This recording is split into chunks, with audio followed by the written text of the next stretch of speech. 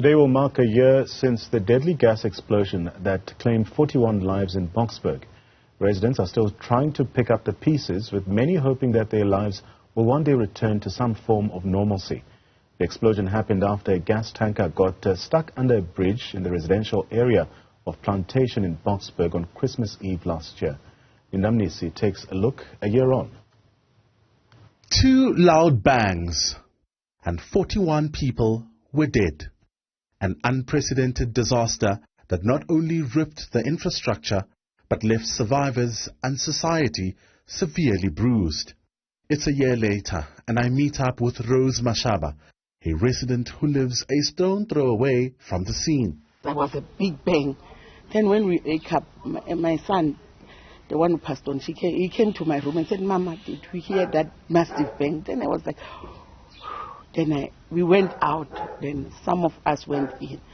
Then when the second or the third bang, it was where my kids burned and our house was on fire. Everything was on fire. We just thank the trees are the ones that saved us.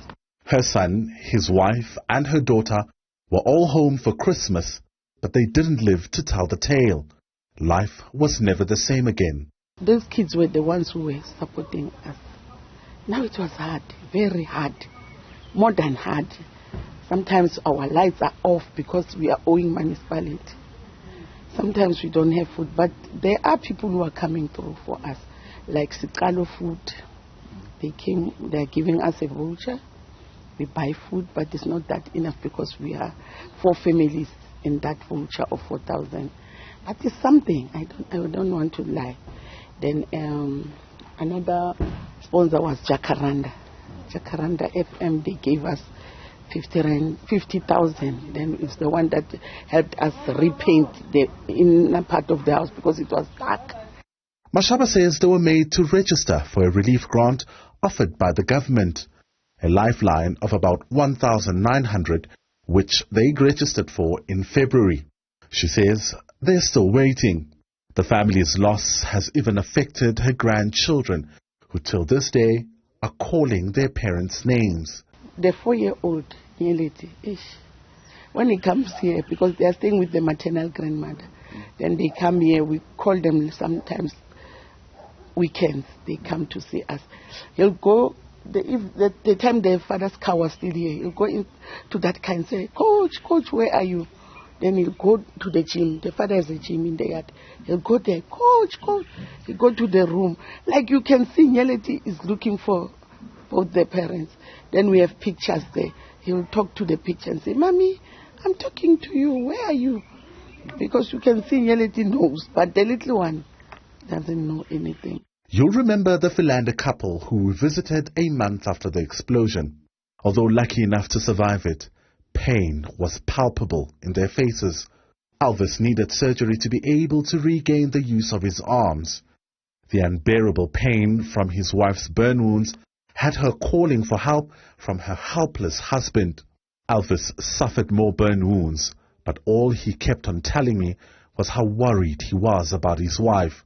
The eldest son had to leave his job in order to take care of them.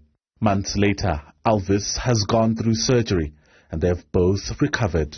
Most of it did heal, but not completely on the inside. As I'm still struggling with my left side, there's still a lot of irritation. I can't stand too long. There's a certain time at night that I just have to rest, to put my legs straight on the sofa, or on the couch, or maybe on the bed, so that I can just relax. My body needs to relax on a certain time. And you, Alvis, how are you doing?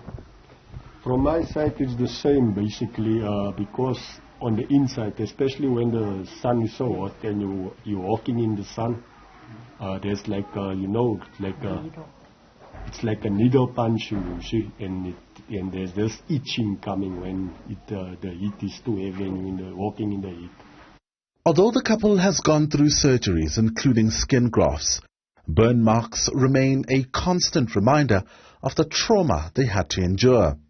Alvis returned to work in June, lauding the treatment he received from the Pulusong hospital where he had been treated.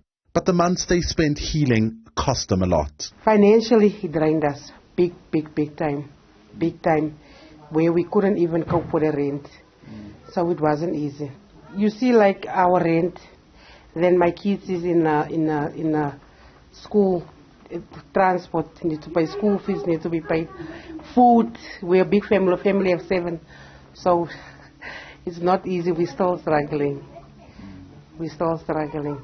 Although Christmas preparations are underway, the couple say they are not looking forward to it as it may trigger traumatic memories of the incident. They reiterate that they don't harbor any animosity towards the driver of the truck who was released from custody. I hope we do get justice. But you know, I've said this before, I'm going to say it again. I don't hold the truck driver much accountable for what happened. Because that day, on that very same day where it happened, I was with him. He spoke to me. I was actually the one who helped him with my neighbor, the ones who were still staying here. And then they moved. They moved on the Christmas day. I think I was in hospital. So I don't hold the driver accountable, but I do hold the guest company accountable because the driver was just told what to do.